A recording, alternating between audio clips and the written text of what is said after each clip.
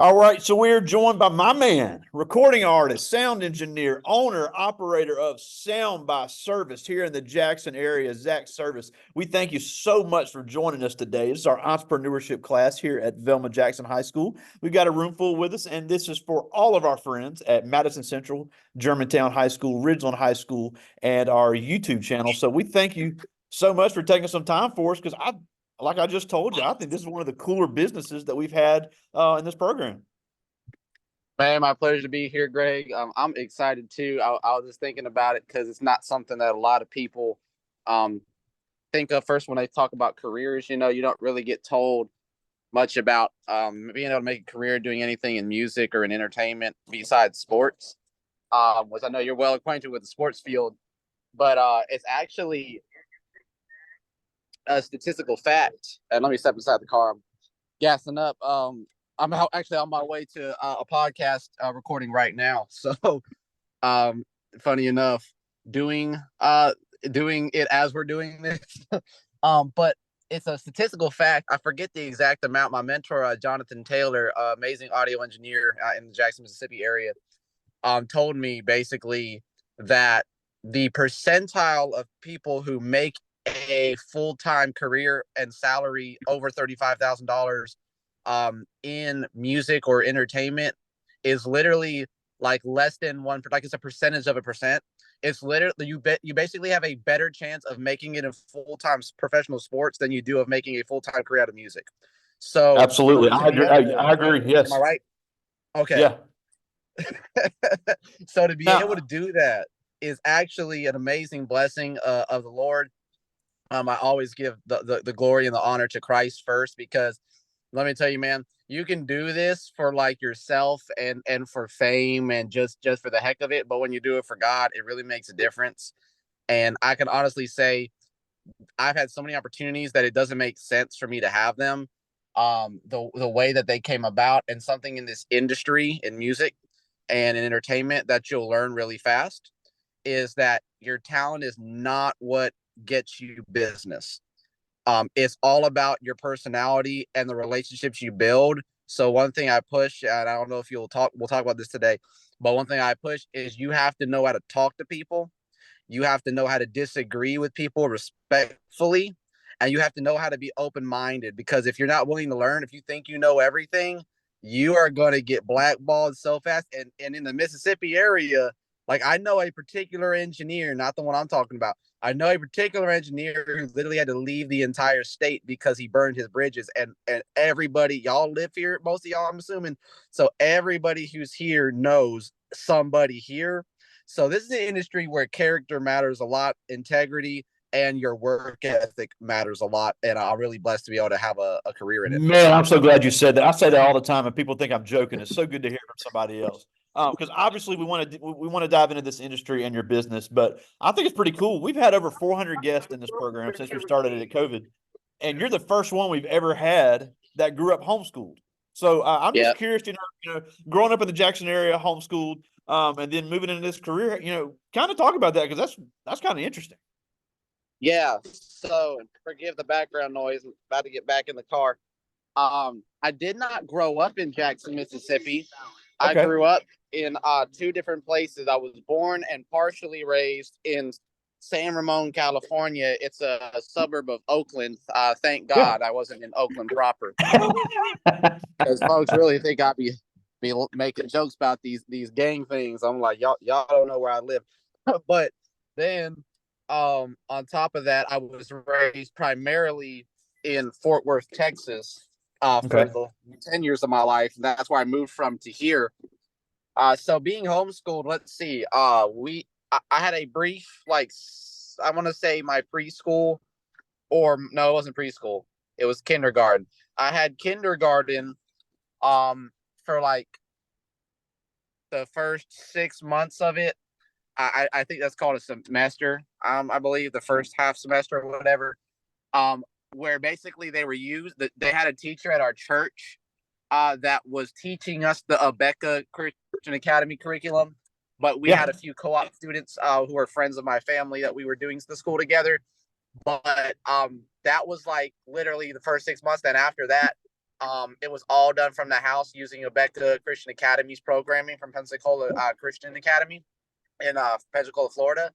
And I really loved it because a lot of people have different ideas about homeschool. There's a real negative stigma around it that it makes you like you're weird, you're socially awkward, you don't integrate well into society. But every person that I've met who was homeschooled or encountered a homeschooler, they say things like, "Man, I can talk to you. I can't talk to these people that are in public school because these kids, all they do is look at their phone. They don't know how to hold a conversation. They don't want to look you in your eyes." So I've personally found in my experience that it's actually the public school people who are awkward and socially have struggled integrating. Because I mean, if you talk to a homeschooler, most times they're going to be able to hold a really good convo with you. They'll actually, be able to also interact with children better in different ages and stuff. But what I will say is it's usually a result of the parents. If you have weird parents, you're going to be a socially awkward homeschool student. And if you have, good, well, socially balanced parents, then it really won't hurt you. But what I can say is, to wrap this up, it is also a statistical fact that, as particularly the Abeka students, they actually graduated with school over 30% higher than public and private school students. So you actually come out with a better education as well. And kind of the way that it's integrated in my life, it definitely set me up for the win. Interesting. Well, I just thought that was really interesting and cool. So that was a interesting way to put it. But I'm always about hearing people's experience. Now, obviously, we want to talk about your business and the music industry. Now, everybody here, especially these kids that see this letter, that they follow the artists and the rappers and the bands and everything, and that's cool. But one thing I always say, and I think it's good to have somebody in the industry here, just because somebody is on social media making a song and you may like it, that doesn't mean that they're rich. There's a lot of people that go into the music industry, especially doing what you do. There are people in the studio. There are people handling the management and the booking. And then when they're putting on concerts, it takes somebody doing what you're doing to make sure everybody's up having a great time. And Yeah. now that COVID is over and people are going back to church, people are having festivals again, people are having concerts, people are having weddings. That really makes a market for people that do what you do. And I think it's great that you kind of honed in on that. Yeah, you're right on point with that. There is so much that goes into this industry, and it is not just a bunch of people, cashing in on checks while they're laying in bed and sipping margaritas. That's not how it works, man. For me, I was really blessed, honestly, because when I started my business in 2020, the second half of 2020, I really didn't know how it was going to work. I was just working for U-Haul for their contact center, working from home. I had a management position. I was set up real nice. And I just got up out of bed one morning and I was like, man, I don't feel like I'm supposed to clock in today. And so I prayed and I talked to my manager. I was like, hey, I think I'm going to resign. And I said, okay, I'm starting my business today. Like, I highly recommend most of y'all should probably not do that. But I just did. And the only thing I had to fall back on was if I could drive Uber, which I know you're well acquainted with. And Yeah. Greg is the Uber master. Was Yeah. the studio that I was an assistant engineer at here in Jackson, Vision Unlimited Studios, off of Highway 18. And I just took that leap of faith, and over the course of the time, I was able to make a decent living. Thankfully, I was still staying with my grandparents, so I didn't have a whole lot of overhead. But the real test of my business success was actually when I got married last year, moved out. I made about, I think in 2022, which is when I got married. I forgot last year's not 2022. That was 2023. End of 2022, I got married, moved out. We got a rental home in Rankin County, and I made about 35,000. No, I'm sorry, 30,000. I made about 30,000 gross. And I say gross because my taxes weren't very much at all. I don't think I didn't pay taxes. I think I got $6 back from the IRS. Yeah, because it was just getting the ground running, but while providing for two children and a baby on the way. So then last year, I'll be very transparent. I made about 48,000 gross. I did end up owing the IRS about $500, which is not bad at all. You Wow. know, worked hard to keep my booking straight, to make sure. Here's a plug for y'all. If you don't have an accountant available to you when you get into this business, QuickBooks self-employed is amazing. It has some limitations, but it's really good for at least basic tracking. And if you then, I'm blessed to have a mother-in-law who was actually a CPA, so I'm able to have her review my stuff and my taxes to make sure I'm not effing up when I do these. Yeah.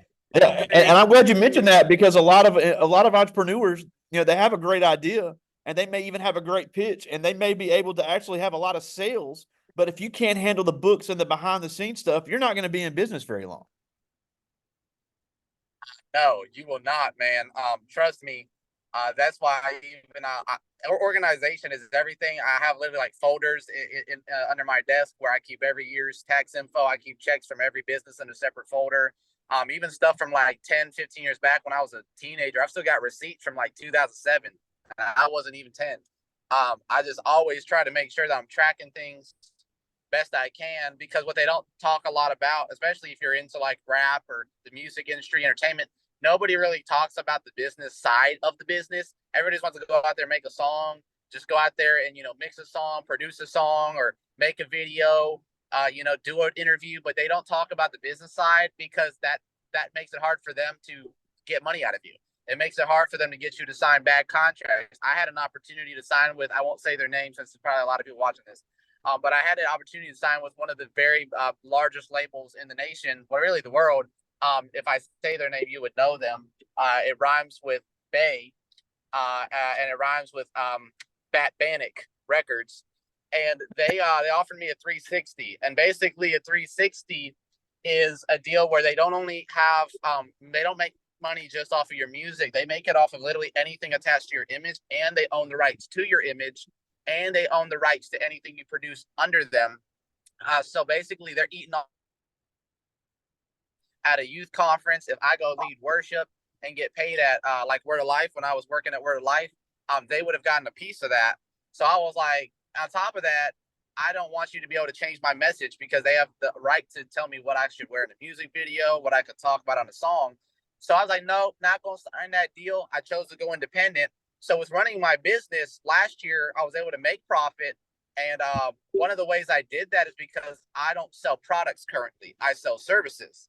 So when There you're you a go. music artist, you're not selling product. You are the product. You're selling services until you make things like merch.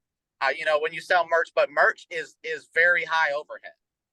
Unless you're dealing with China and stuff like that. And personally, I like to support local businesses, but you are selling yourself. So if you work on your personality, if you work on what makes you special, you can make more money on a handshake than you can on a record.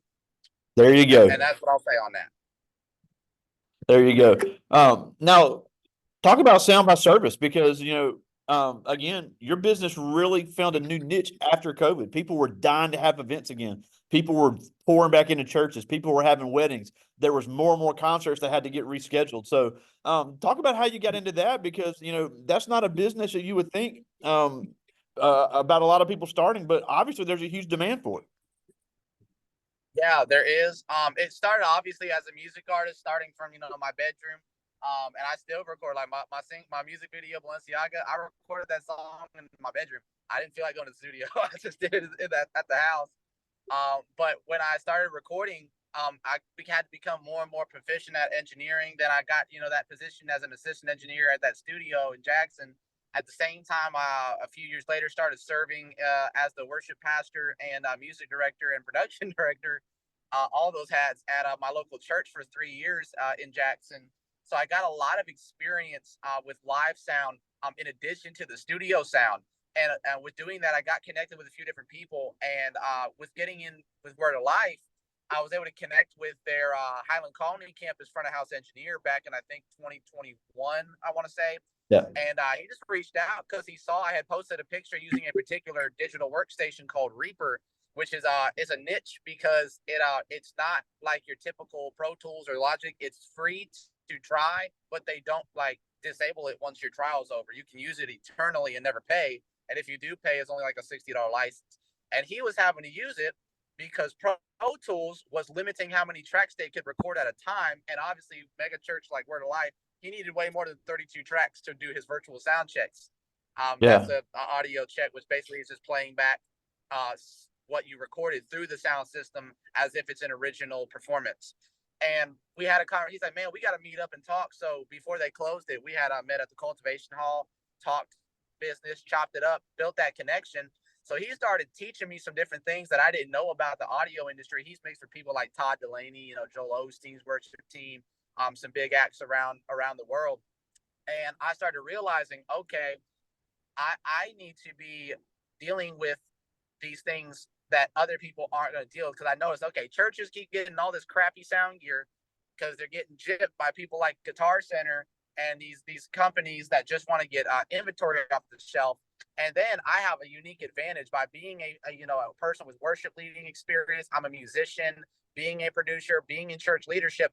I actually understand what churches and venues, since I'm a musician and a music artist, are actually wanting from their sound, wanting from their entertainment experience. So with that, I had to be like, okay, I know that there's 1,000 people doing sound, but what do I have to offer that they don't? Or what can I offer that is unique to me? And what that is I am you. I can walk into a church meeting, talk to a pastor with a suit on because I've been in pastoral leadership, and I can walk into the club and talk to a producer because I'm a rapper and I'm a producer. So by being able to do that, I'm able to sell myself, sell my experience, and advocate for that person. And once I do that, I'm already in. They're just asking me how much do I need to cut the check for it. So that's kind of how I was able to build the business, was by selling people on myself and my personal experience, which then allowed them to become interested in my business and the services I was selling. Wow. I mean, and you're saying the same things I say, because when you're able to show that you can offer more than, just all, and nothing against Guitar Center, because they do have some good products, but when it comes to, no, they do. When it comes to the experience of a live event, and you say, look, I can offer this, that, and the third that they can't, that gives you the ability to charge more. So I think a lot of young entrepreneurs, no matter what they're selling, they may be able to offer a little bit more, but they don't think, look, this gives me the opportunity to charge more. You're getting a bang for your buck. People will pay for convenience if they know they're getting what they pay for. You're right. I mean, that's me. I'm that person. My wife always busts on me about it, but I'm like, I don't want to fix a plumbing issue. I could learn how to fix a plumbing issue. I don't want to. I don't want to spend my time on that. I want to pay somebody. I want to help feed somebody else's family to help me save my time so I can spend that with mine. So when I'm dealing with things like that, and also just to circle back on one small point, you might hear, okay, look, I made $30,000 previous year. Last year I made 45 to 48. I forget exactly what it was. Because I don't review it after the year ends. Once it's over and taxes are done, I'm moving on to the next year. But another thing is, it's also another. I like to quote statistics.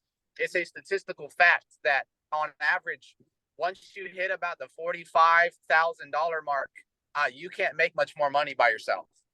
You have to start hiring people. You have to start acquiring a team, because you literally can't get all the business done, which is the problem I ran into entering this new year and really coming off the end of last year. I was having to lose out on business opportunities because I didn't have other people who could do the work with me. Or I had to start passing things off to other businesses and just taking commissions because I wasn't equipped to do it. So I actually shifted myself to become more of a consultant in many of those terms, so that I could still get business while servicing the customer's needs. So what you'll want to be mindful of is never get the idea that you are the business alone, because the problem with a lot of people in this world, and especially in the music industry, is they think they can do everything themselves, and they also usually struggle delegating things.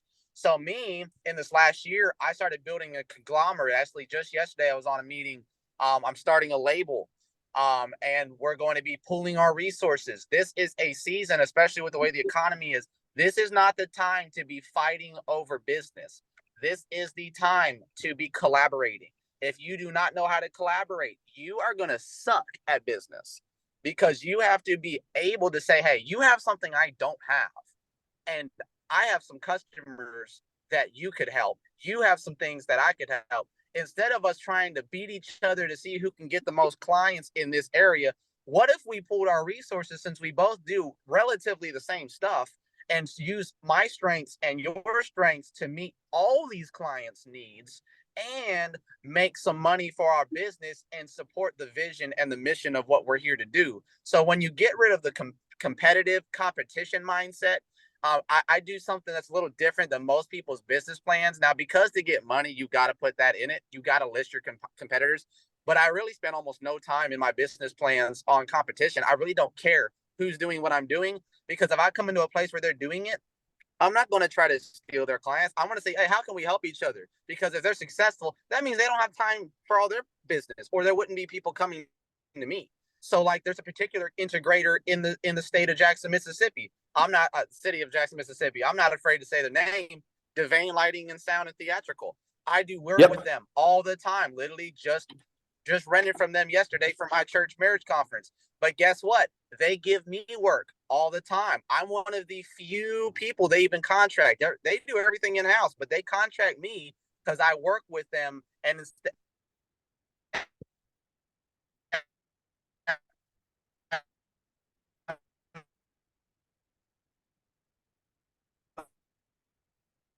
you take the mindset. All right, I lost you there for a second, Zach. Together with people, 45. I've already said my prediction is by the end you scale up with a team. Okay, can you hear me now? Yep, I got you now. Yeah, we lost. Yeah, I got you. We lost you there for a second. But yeah, you were talking about all I said was all I said was if you want to succeed and I said my goal is to hit at least 6 figures by the end of this year.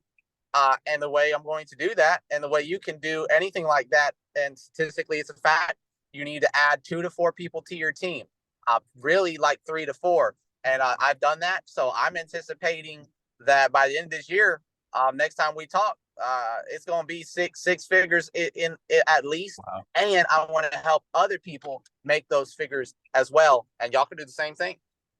Yeah. And I think it's a good point, because you talked about collaboration and finding people to help.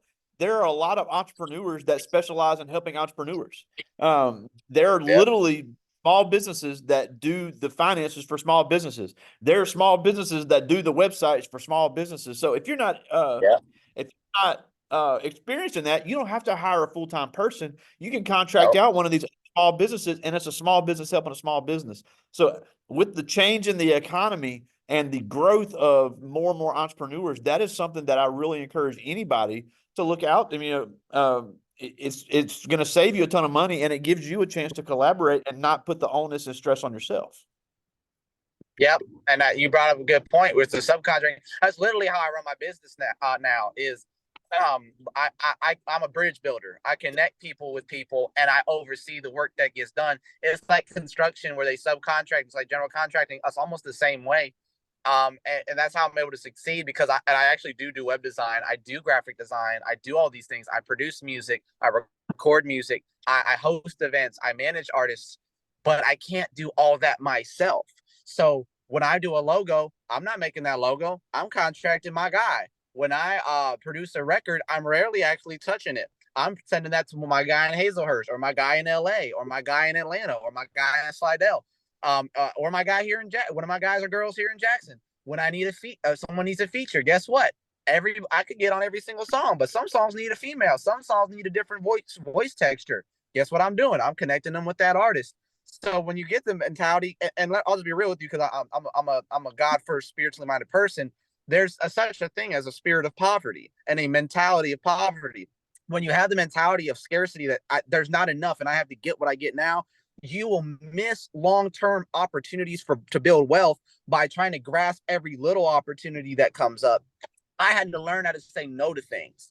I had to learn how to say I could do that, but it would not be the best investment of my time, energy, strength, and resources to do that.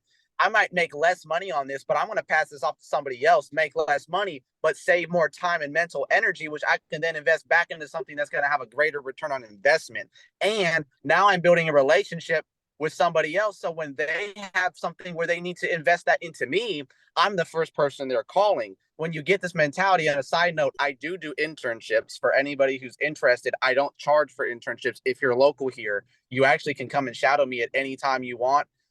You Oh, can come cool. to the events that I'm mixing. You can come down to me to rehearse with me at my church campus. You can, stop by my house, if you're not shady, all that fun stuff, man. I'm an open book, open door policy. Same with my mentor, JT. We are looking for people who want to get into music, who want to get into the audio industry, who want to get into production, who want to get into business in the Jackson, Mississippi, greater Mississippi area, because we're trying to build a market. Right now I can make anywhere between like 300 to 400 on a simple gig around the area, but there's people getting $600 to $1,000 on a gig just to mix, a concert set in somewhere like Dillon Hall if they're really good.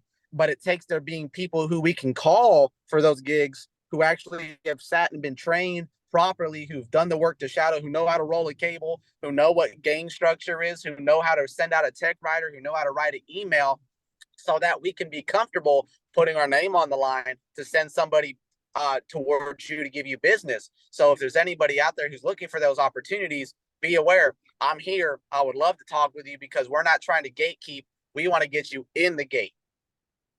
That's awesome. Now, I do have a couple questions from the students, but before I get to those, I just, we still might have some people that are kind of wondering, like, what type of events would your business gear toward? Because obviously we mentioned the churches, but churches don't have events every day. So, what are some of the other type of events that you sell to and really make an effort to have your presence at in order to have a successful business? Yeah. So the umbrella of Sound By Servis actually falls even further under my parent company, which is Servis LLC. My last name is Servis, Servis. So that is the umbrella. And what we do is we pursue everything. We do weddings, we do corporate engagements. Like I was just contracted by Devane to run sound and audio and video for a Visit Mississippi meeting at the Natural Science Museum, where they're talking about tourism and plans to expand the Oh, tourism and wow. stuff at state. Have people like Camille King and some amazing people there, who's an entertainment and copyright lawyer, and also sits on some of the boards there. So literally by plugging in with anybody who's doing anything, because I do both corporate and entertainment and church. I do stuff for DJing. I do things for people's personal birthday parties, studio recordings, churches. I do consultations with churches. So even if I'm not running an Wow. event, I'm coming like literally just Monday night, 6:30 p.m. I'm in off of Clinton Boulevard at a church, consulting them to do a proposal for a sound system upgrade. I'm doing things constantly. I might be recording a feature. I may be producing a beat. Booking studio time. Somebody comes in to record with me. I have an artist in Orlando that a gospel artist in Orlando, Florida, that I'm producing a record for right now. So I'm doing things like that. So really, I'm looking for anything, any day. There's not really a calendar day that I don't have something I'm doing, either working on something that's related to it or actively pursuing that business. So there's not really shooting music videos, booking photo shoots. If you all look at my mentor's page, he's in my friends. I did an appreciation post for him, Jonathan Taylor, JT, mixedbyjt.com.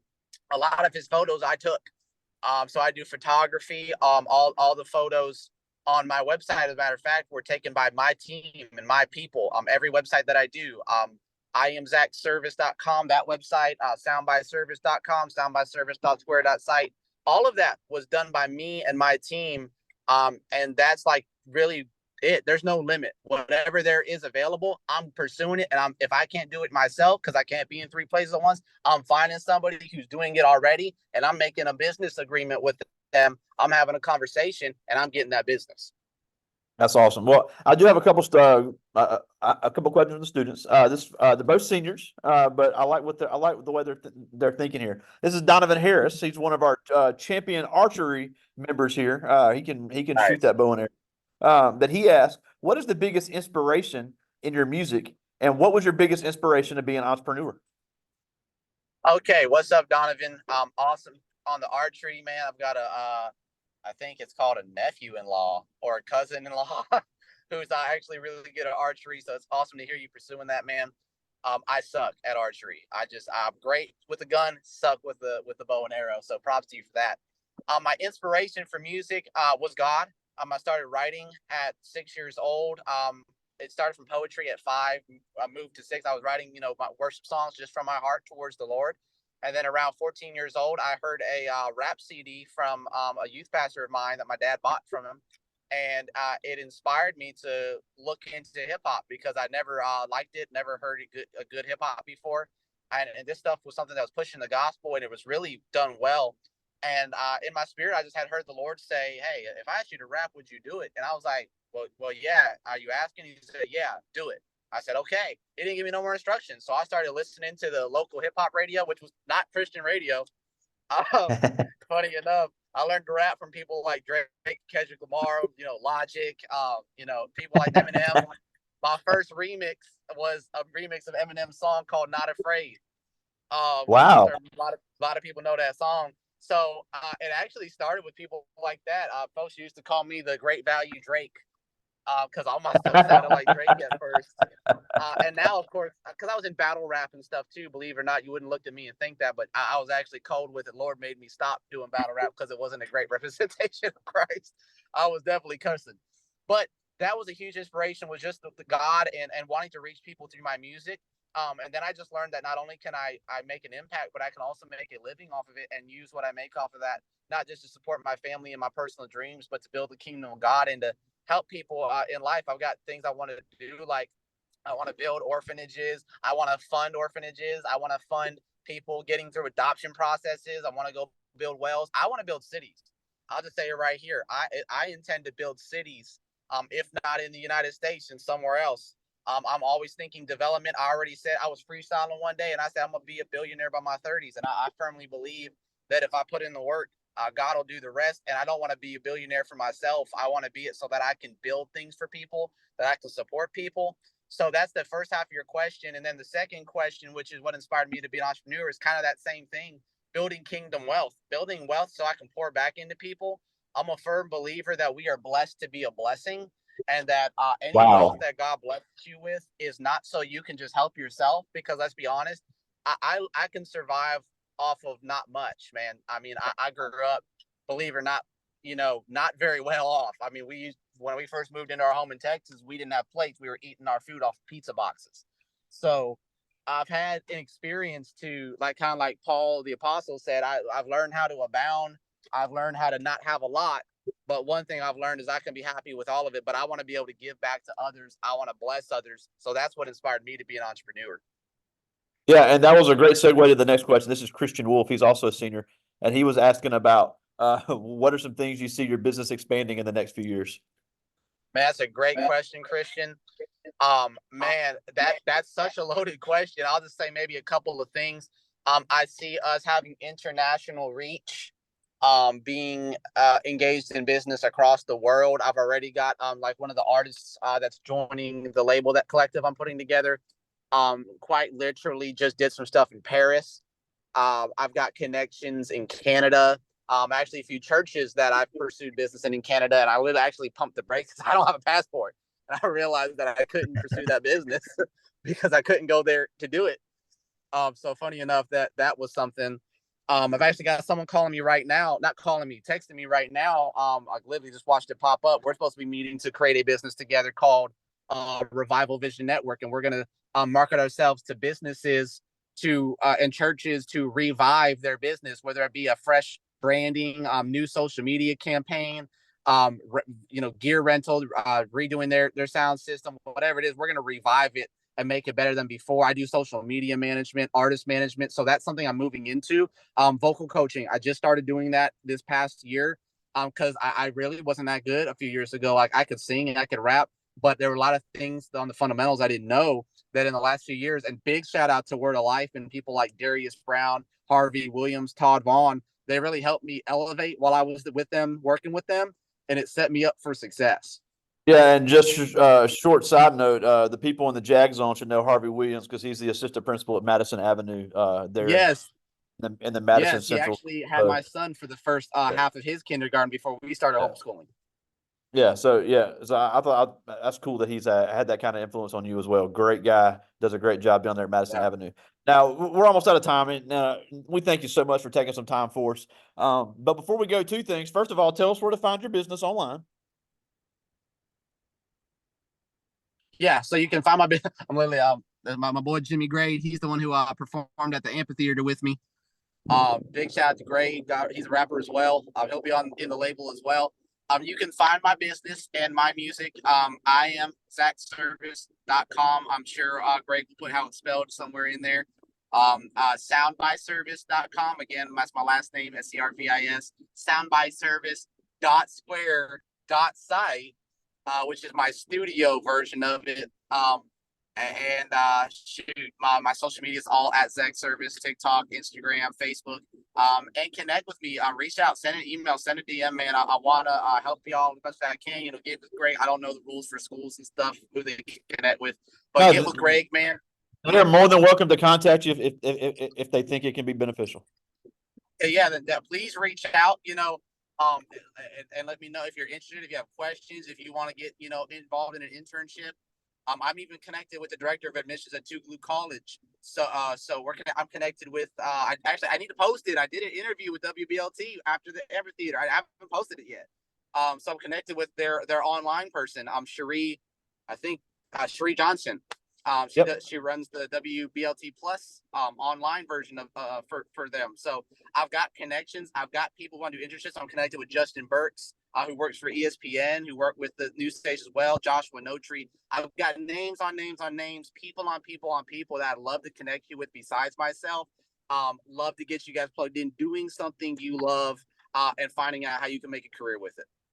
Absolutely. Now, one last thing before we go. Even if a kid is not interested in being a full-time entrepreneur, even if they have no desire to ever be in the music industry or doing what you do, just tell us, stress again the importance of being able to sell yourself, whether it be as an entrepreneur or as an employee. Yeah. So this is the myth that if you're working for somebody else, you're like less successful of a person. Let me help you out. You're always working for someone else. Even if you're running your own business, you're not working for yourself. You're working for a client. If they don't pay you're paying you to create or do some kind of work for them. You're just the one determining how the work gets done. But even then, you're often not in control of that entirely. They have parameters, they have contracts, they have policies they follow in their business. So you have to get rid of this myth that if you're not an entrepreneur, if you don't run your own business, if you're not self-employed, that you're not really doing it. You haven't reached the pinnacle of success in business. No.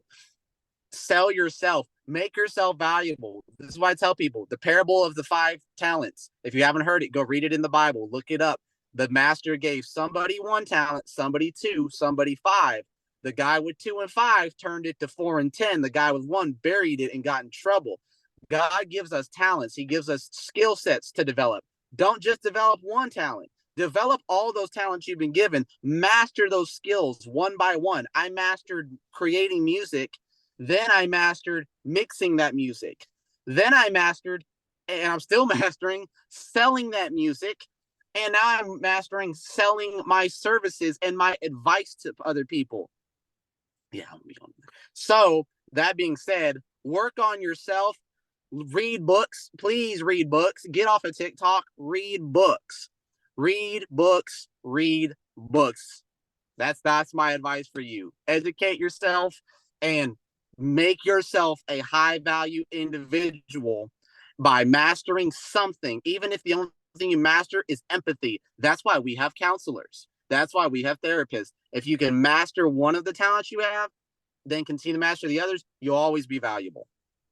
Absolutely. Well, great advice. Such a cool concept, such a cool business. We really appreciate you taking some time for us today. Zach Service, owner of Sound by Servis and local recording artist. Thank you so much for joining us today. It's my pleasure, Greg. You guys have a great one. Appreciate y'all. I'll talk to you soon, buddy. All right. Bye-bye. See ya.